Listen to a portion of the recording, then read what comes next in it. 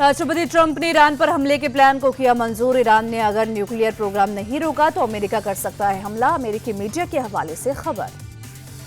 Israel और Iran के बीच जंग 7वें दिन भी जारी। ईरान ने फिर इजरायल की ओर दागी मिसाइलें, इजरायली एयर डिफेंस ने हमले को किया नाकाम। इजरायली हमलों से ईरान में 639 लोगों की मौत, 1329 से ज्यादा घायल, मरने वालों का आंकड़ा बढ़ने की आशंका। इजरायली सेना का दावा, ईरान में यूरेनियम सेंट्रीफ्यूज बनाने वाली इकाई और मिसाइल घटक बनाने वाली इकाई को बनाया निशाना। इजरायली पीएम नेतन्याहू ने समर्थन देने के लिए अमेरिकी राष्ट्रपति ट्रंप को कहा धन्यवाद, साथ खड़े रहने के लिए जताया आभार। जंग के बीच ईरान के सुप्रीम लीडर अयातुल्ला खामेनेई का राष्ट्र के नाम संबोधन, कहा इजरायल ने बड़ी गलती कर दी, अब गंभीर नतीजे भुगतने होंगे। अयातुल्ला खामेनेई ने अमेरिका को चेताया, कहा युद्ध में इजरायल का साथ दिया तो गंभीर परिणाम भुगतने होंगे। अयातुल्ला खामेनेई ने अमेरिकी राष्ट्रपति ट्रंप को दिया जवाब, कहा ईरान सरेंडर नहीं करेगा, सभी हमलों का जवाब देगा। खामेनेई के सरेंडर नहीं करने वाले बयान पर राष्ट्रपति ट्रंप का जवाब, मैं उन्हें शुभकामनाएं देता हूं, पहले मैं शिकार था और अब मैं शिकारी हूं। भारत ने ईरान से भारतीय नागरिकों को निकालने के लिए ऑपरेशन सिंधु शुरू किया, भारतीयों की सुरक्षा के लिए उठाया जा रहा है कदम।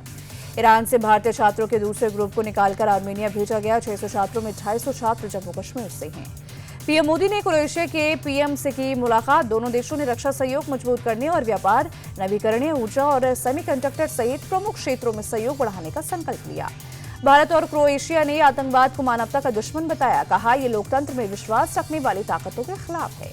क्रोएशिया की राजधानी जाग्रेब पहुंचने पर पीएम मोदी का हुआ भव्य स्वागत, पहली बार किसी भारतीय प्रधानमंत्री का क्रोएशिया दौरा।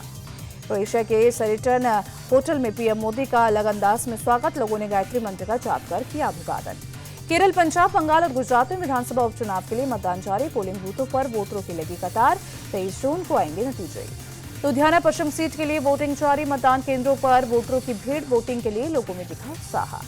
लुधियाना पश्चिम सीट से कांग्रेस उम्मीदवार भरत भूषण आशु ने किया मतदान, लोगों से भी मतदान में बढ़ चढ़कर हिस्सा लेने की अपील की।